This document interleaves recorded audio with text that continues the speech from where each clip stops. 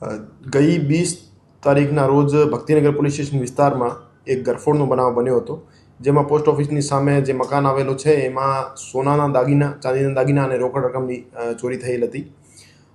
આમ કુલ 613 ગ્રામ જેવો સોનું અને 1694 ગ્રામ જેવી ચાંદી અને રોકડ રકમ મળીને કુલ 70 લાખ જેવા મુદ્દામાલની ચોરી થયેલ હતી.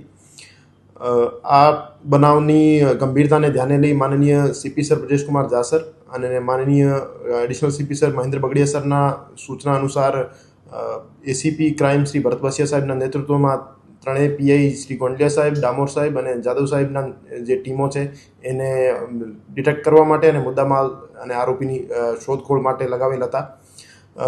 ક્રાઇમ બ્રાન્ચની ત્રણેય ટીમો દ્વારા આજે આજીડેમ ચોકડી ખાતેથી આરોપીને તમામના તમામ મુદ્દામાલ સાથે પકડી પાડવામાં આવેલ છે. આરોપી જે છે એનું નામ ઇરફાન ઉર્ફે ભૂરો ઇકબાલભાઈ સમા, રહેવાસી ભાવનગર શહેર છે. એનો વિરુદ્ધ એક ભાવનગર જિલ્લાનો નીલમબાગ પોલીસ સ્ટેશન ખાતે પણ ગરફોડ ચોરીનો ગુનો દાખલ થયેલો છે અને આ આરોપી ભાવનગર ખાતેથી અહીંયા આવીને ગરફોડ ચોરીને બનાવને અંજામ આપેલ હતો.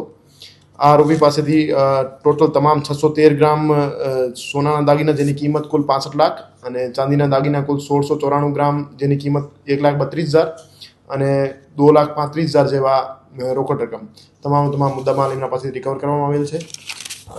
આ બનાવમાં હકીકત એવી હતી કે જે ફરિયાદી છે ફરિયાદીની તિજોરીની ચાવી તિજોરી બંધ કરી તિજોરીની બાજુમાં જ રાખવામાં આવેલ હતી, જેથી આરોપીએ રેકી કરી મકાન બંધ હતો તો મકાનમાં ફર્સ્ટ ફ્લોર ઉપરથી એન્ટ્રી કરી અને જે ચાવી હતી તિજોરી પાસેથી ચાવી લઈ અને તિજોરી ખોલીને તમામ મુદ્દામાલ એમને ચોરી કરવામાં આવેલ હતો.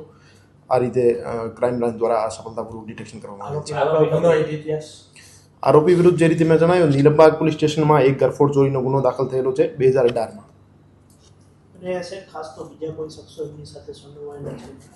હાલ પૂરતી જે માહિતી છે એમાં એક જ શખ્સની સંડોવણી છે, એક જ શખ્સ એન્ટ્રી અને એક્ઝિટમાં દેખાય છે. તો હાલ પૂરતો કોઈ બીજા શખ્સની એમાં સંડોવણી જણાઈ આવતી નથી.